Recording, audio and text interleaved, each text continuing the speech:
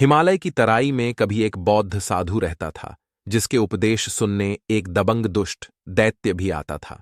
किंतु दबंग दुष्ट अपनी दानवी दमन करने की प्रवृत्ति के कारण राहगीरों को लूटता था और उन्हें मारता था।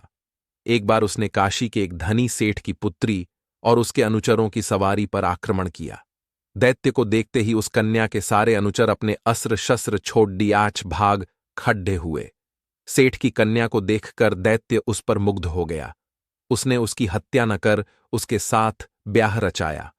इस डर से कि वह सुंदर कन्या कहीं भाग न जाए, वह उसे एक संदूक में बंद कर देता था। एक दिन वह दैत्य साधु से मिलने जा रहा था, तभी उसकी नजर एक सुंदर झील पर पड़ ढी।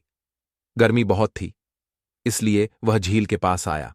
उसने अपने साथ लिए हुए संदूक बाहर निकाला, फिर संदूक को खोलकर कन्या को बाहर निकाला और उसे जलाशय में अपने हाथों से स्नान कराया। उसके बाद वह स्वयं जलाशय में स्नान करने लगा। मुक्त हो कन्या जलाशय के किनारे विचरण करने लगी।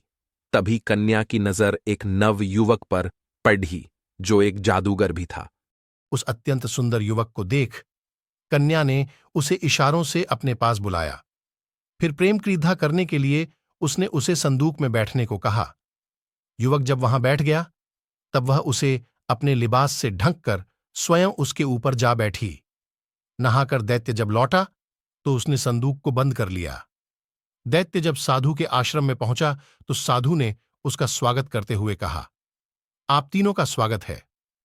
साधु की बात सुन दैत्य चौंक गया, क्योंकि वह नहीं जानता था कि कन्या और उसके अतिरिक्त भी कोई तीसरा उनके साथ था।